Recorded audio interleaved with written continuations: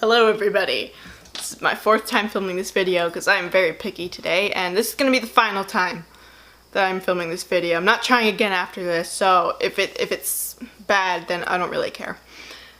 So today we are going to be talking about my writing process, how and why I'm changing it, and we'll be learning a little bit about one of two of my ongoing projects, Project Podcast.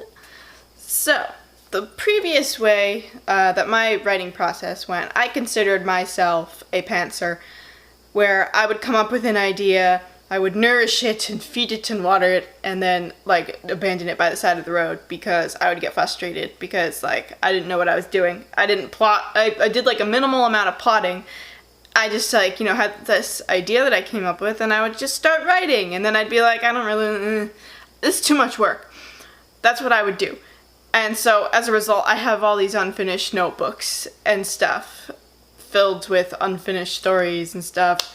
So, one day I'll have to go through them and read them. I think that would be an entertaining video. Let me know if you think that would be entertaining, and I'll do it.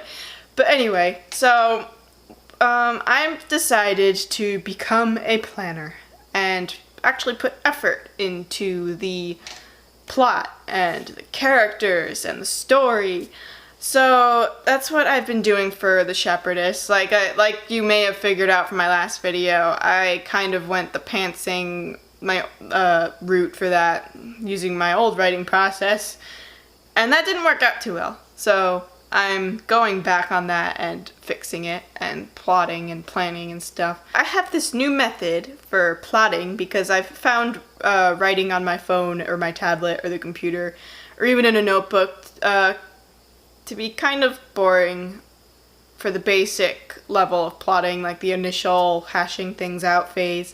So I've decided to shake things up a bit for Project Podcast because I had a breakthrough with Project Podcast. I was reading this book called The Whisper Man last week, and I came to this part where this thing happens. I'm not gonna spoil anything if you ever want to read the book. It is a good book.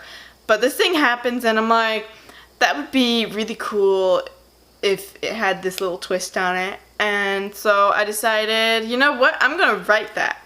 And then I was like, you know what, this would fit really good with Project Podcast. So I decided to apply that idea to Project Podcast, and it kind of gave it a bit more weight to the plot because I had the setting, the characters. I knew I wanted it to be a dark academia type thing. And if you don't know what dark academia is, it's basically a high school or a college setting where something dark happens. Maybe it's a murder, or there's a cult or a murdering cult that does dark rituals or something. The most famous example I can think of for dark academia is The Secret History by Donna Tartt, which really isn't a good book. It's considered kind of a classic, but I tried reading it one day and it was just not good, but that's just my opinion, whatever.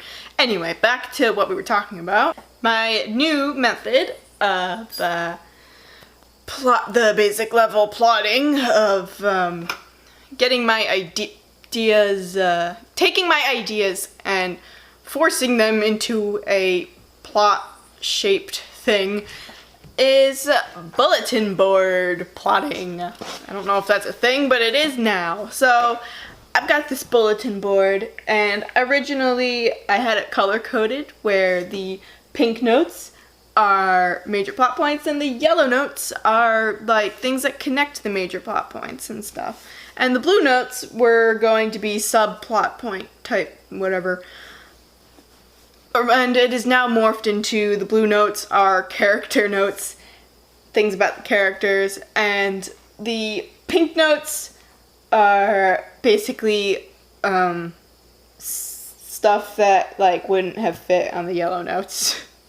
I did start out sticking to my original thing where the pink notes are kind of the skeleton, and the yellow notes are the muscle and the intestines and stuff. But I'm not really sticking to that anymore, but I probably should because I'm kind of stuck at the moment because I have an idea of how I want it to end, kind of a vague idea of some stuff that leads up to the big reveal and then how it ends, kind of. I don't know. I need to do some thinking. And another thing I bought for thinking is a dry erase board.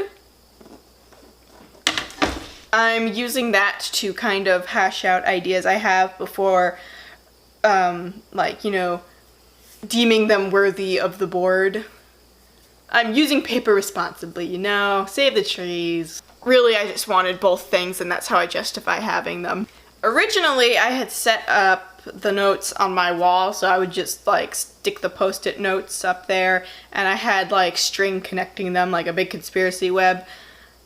But then a spider thought it was an actual web for it to live in. One day I went to write down something I was going to add on to one of the notes, and the spider just crawled out. I actually have a video of it that I'll stick in here.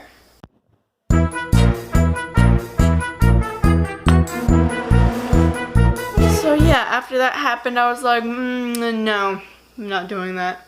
So I got the board, I got the dry erase board, and this is how we're doing things now. I just figured, like, I like to make things with my hands, and I like having all the little tiny details of the plot spread out before me and not having to scroll through my phone or flip through a notebook to find it.